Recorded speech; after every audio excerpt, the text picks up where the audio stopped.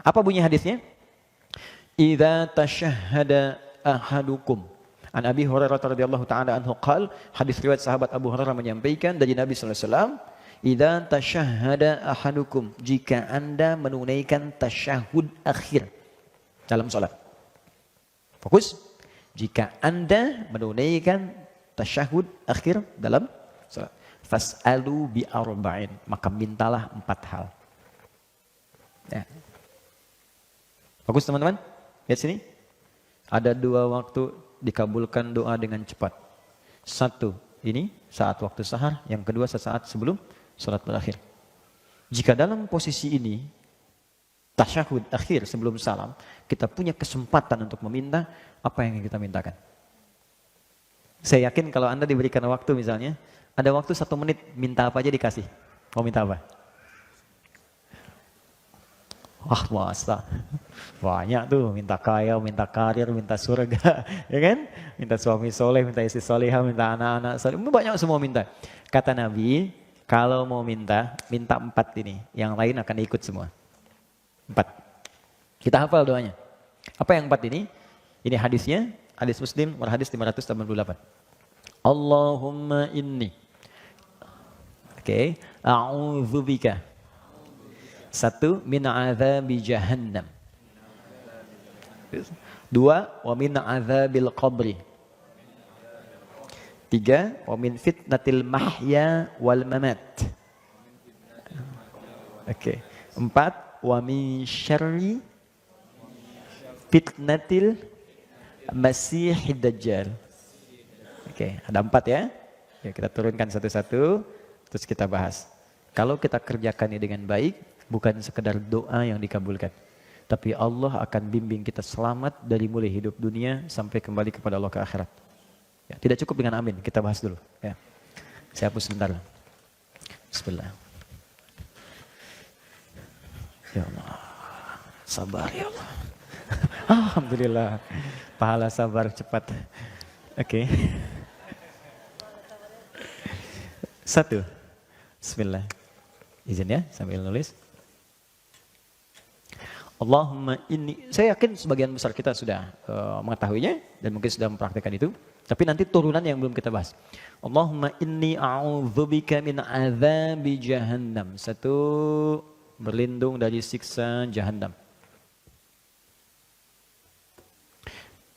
1, berlindung dari siksa neraka jahannam.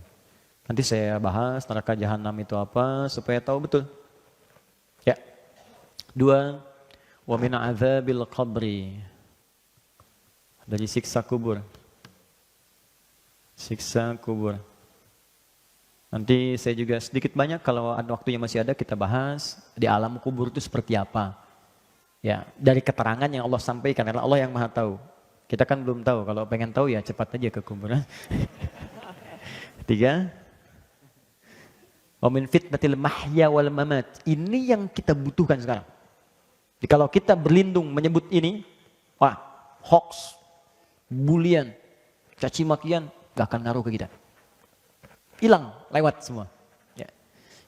Fitnatil mahya, fitnatil mahya wal mamat.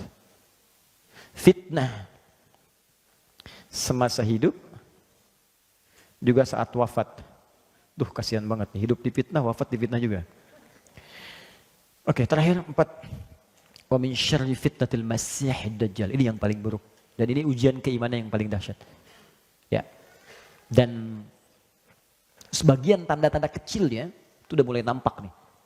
Bukan tanda besarnya kita nggak tahu. Yang tanda-tanda kecil tuh menuju itu udah nampak. Buruknya fitnah dajjal. Fitnah yang paling buruk. Dajjal.